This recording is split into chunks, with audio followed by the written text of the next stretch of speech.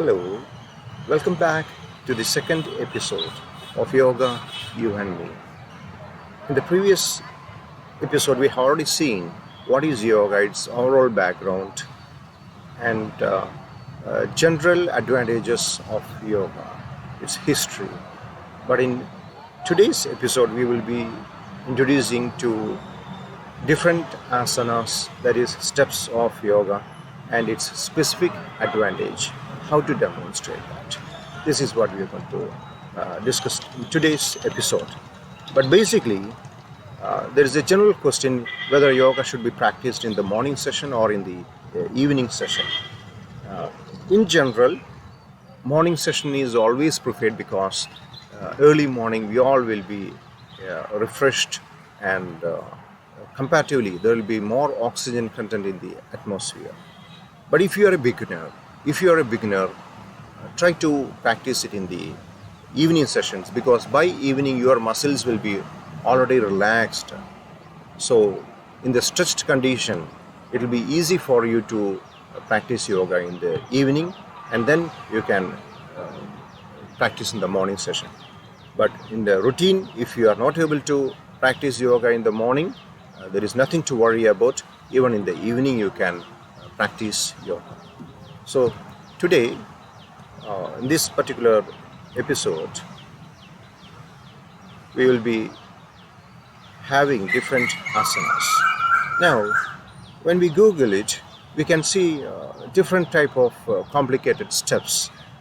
We are talking about yoga, not acrobatics. Okay? Here we will be introducing you to simple techniques of yoga by which you will be getting the reward of health benefits. Yoga has been internationalized. We can see 21st of June is considered as International Day of Yoga. This is the first step of yoga, the basic step of yoga. This is called Shavasana. Here you lie down on your back and you have a total relaxation. Your legs should be kept slightly apart. There are trainers who ask to keep together, but I prefer slightly you keep it apart, because when in this particular position you will be totally relaxed, and this particular position of yoga, that is Shavasana, is meant for total relaxation. And simultaneously your hands also should be symmetrically, you have to keep it on both sides of your body, and make sure all your extremes, that your legs as well as hands are symmetrical, and body must be made symmetrical positions. Normal breathing is recommended. You need not go for heavy inspiration and expiration. Normal breathing, that's what we are expecting. And your eyes should not be closed, either it should not be wide open. So it's all normal, a normal position you have to maintain, and just concentrate on your breath. Just relax. It relaxes your whole body. Even this particular step of yoga can be practiced in between other steps, other asanas. So after each asana, you can go for 5 minutes relaxation. So this is a relaxation technique, a total relaxation technique of yoga. Next is the Pathmasana. In this step, this is also known as lotus position. You will be scratching with your both legs on either sides, and you can keep your hands like this with a mudra, and make sure your posture is erect. This is very important. And in case if you are not able to practice this by scratching, it is find difficult, no issues. You simply sit in a chair or whichever position you feel comfortable, but make sure your spine is erect. That's very important. But ideally you are supposed to practice in this particular position, because in the beginning you may not be able to, especially if the muscles are getting stretched, you find difficulty, a slight pain over here, sensitivity will be more. So in that case, you practice with whatever position, in sitting position you are comfortable, but make sure your spine is relaxed. Here, it stretches your hip as well as ankles and knees. This position calms your brain. It increases awareness and attentiveness. Keeps the spine straight. That means you can maintain a good posture and helps joints and ligaments flexible. And for ladies, it's menstrual discomfort will be eased. So these are the advantages of this Pathmasana. Next, we will see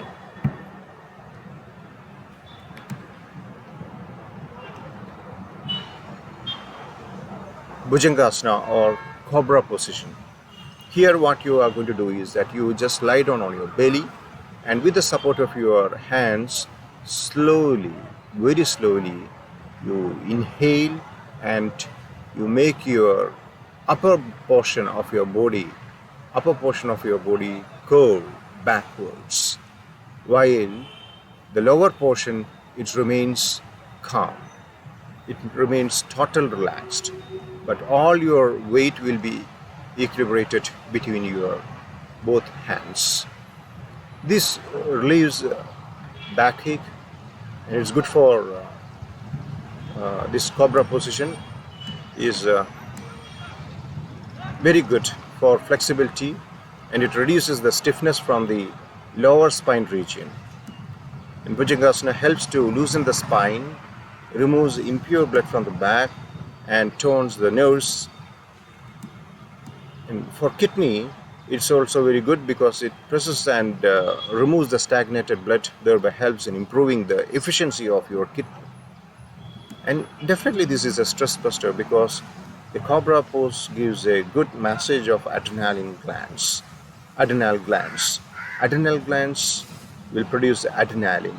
It's a hormone known as fight or flight hormone. And this hormone is good to ease stress and reduces tension of your body. And also this reduces the rheumatism because cortisol is a hormone that is secreted by adrenal gland. This hormone is considered as a leading factor for rheumatism, and the Cobra position regulates the secretion of hormone, thus helpful in reducing the rheumatism. And definitely this is good for digestion. Of course, this Bhujangasana should not be practiced for pregnant ladies. That should be cautioned. And Bhujangasana is a very good exercise which gives a proper massage for organs of abdominal regions such as stomach, pancreas, liver, and gallbladder. It's helpful in treating of many, digestions related conditions like, constipation and indigestion. And even for gynecological disorders, this is very much useful because it tones the ovary and uterus. And for spinal disc, make sure this asana is done under the supervision of a good expert of yoga. And also for thyroid glands, Bhujangasana regulates the thyroid gland, thus helps to maintain good health. And also it improves your vital capacity, that's the lung capacity, because it expands the chest, because a lot of inspiration, the maximum inspiration and expiration is coming down. You arch back and then slowly you comes down. You again arch back, again you comes down. So this way you can have 5 times and all your breathing issues will be reduced. And also this is a Kundalini, that is bioenergy potential or Kundalini by direct influence upon various plexus nerves and nerve muscles. But at the same time, this Cobra position has got its own precautions because this is having some limitations or contradictions, because a person suffering from peptic ulcer, hernia, intestinal tuberculosis and hypothyroidism, it's better to avoid this particular asana. And the next one is Salabhasana, otherwise known as butterfly. In Shalabhasana, this posture also stretches your shoulders, chest, belly and thighs. It strengthens the muscles and buttocks and arms and legs, and this pose stimulates your abdominal muscles and improves your overall body posture, which is one of the major benefits of Salabhasana. Here you lie down on your belly straight and bring both your hands back, and then you slowly raise one of your leg upwards by inhaling, and then it brings down back by exhaling. Then goes for the next leg. The next leg slowly you have to lift as much as possible, and you can feel the stretch over here. That's total relaxation. And then again you come down. Maybe in a day or two you may not be able to find out the advantages, but over a period of time definitely you will conquer your issues of health related. Next is Vajrasana. Vajrasana, you will be sitting and you have to bring back both the legs backward, and then you press with your hands on your hip region, this particular region, and then all you have to do is that slowly you have to inhale and slowly you have to exhale. Slowly you have to inhale and slowly you have to exhale. This position, I am sure that it helps digestion, because even after heavy meal, if you practice this, you will find the difference. Yeah, because all the digestive juice, it secretes into the stomach and makes the digestion faster. So this helps in digestion and get rid of the constipation, and all the stomach related disorders will be eased. And even after a few minutes of Vajrasana, you can feel the mind is calming, because it's all connected. It helps in increasing the blood circulation of your body. And Halasana, you have to you have to lie down on your back, and slowly you have to bring both your legs together by exhaling, and then bring it back with the support of your hands, and then again you have to bring it back. So this has to be practiced 5 times. Halasana, of course, is not good for beginners, but this is a wonderful practice of yoga by which you can reduce your extra pounds. You can get rid of your extra pounds naturally, and because this involves most of your major muscles. That's the charm of this particular asana. And this is the last asana which I am going to demonstrate over here. Here, this is known as Surya Namaskaram. Surya Namaskaram, Surya is sun. So here you stand in a supine posture, erect, and then slowly you bring both your hands back, and then brings back down, all the way down. So you have to exhale with full total vital capacity. Here